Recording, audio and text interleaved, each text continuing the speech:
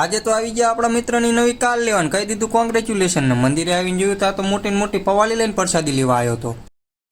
જય માતાજી મિત્રો, આજ છે આપણો ડે 147 ને આપણે અવારવાર નીકળી જતા આજે અષાઢી બીજ હતી એટલે રામાપીરના પાટના મંદિરે દર્શન કરવા ને પહેલા જ આપણે આવી ગયા આપણું પ્રોટીન લેવા, કેમ કે પ્રોટીન વગર તો આયે નહીં હાલે ને આપણે નહીં હાલી, એટલે પ્રોટીન લેવું તો જરૂરી છે। વાત તો સહી છે।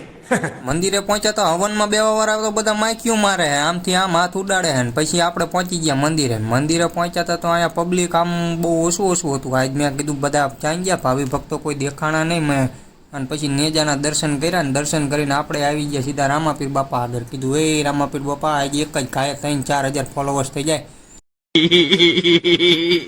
દર્શન કરીને હેઠે આવ્યા તો લાલભા બહેણી લઈને આવી ગયા। લાલભા કે લાય ડેગની પ્રસાદી ત્યાં વિડીયો ઉતારતા ભારી જાય કે હવે બહેણીમાં નહીં, હવે તું જગમાં ફેર કે હવે તો ઓટે વાત હોય જાય। ત્યાં તો આ તે વાય પવાલી લઈને આવ્યો, પાછો એમ કે આજના દીનું આપો ને કાલનું થઈ ગયું ને પાછો ડોકા કાઢે લે મારા બેટો।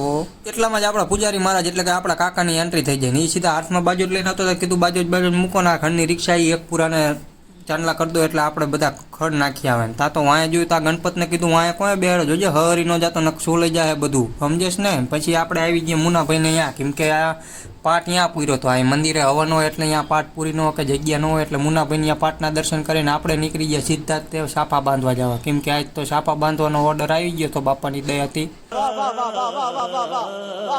પછી આ હોલની અંદર બાંધી દીધા આપણે સાપા, મને કે ઉભારો ઊભું નથી રહેવું કીધું થઈ ગયા। પછી ત્યાંથી આપણે રિટર્ન ઓળખીતાનું હતું એટલે ભી કરી, પણ આપણે થતું હતું મોડું કેમ કે આપણા મિત્રની હતી કારની ડિલિવરી અને સીધા જ પહોંચી ગયા શોરૂમે થતો। હું પહોંચ્યો તો અહીંયા બધું કમ્પ્લીટ કરી નાખ્યું હતું ભરના દીકરાને, પાછો મારે જ્યાંનો ઊભા સામું નહોતો જોતો ને પછી આપણે આપણા બીજા 2-4 મિત્રો આવી ગયા હતા એટલે એમને લઈ લીધા હતા, રઘુભાઈ જયપાલસિંહ આ 8000ની જોડી વાળાઓ પોતે, બીજા કોઈ નહીં। તો આ નંબર પ્લેટનું સ્ટીકર મારવા વાળા ભાઈ કે હાલો હાર બાર ઊંચા કરો, નંબર પ્લેટનું સ્ટીકર જોતું હોય ન કઈ નહીં, મેં કીધું હોય છે પેલા કરી નાખીને પછી બંટી ભાઈએ દઈ દીધા અને ચાવી, મેં કહું બંટી ભાઈ તમે ચાવી ન લેજો અમે ઉઘરાણી કરી લેવી તમને નહીં આપે, એટલે રઘુભાઈને કીધું જાઓ।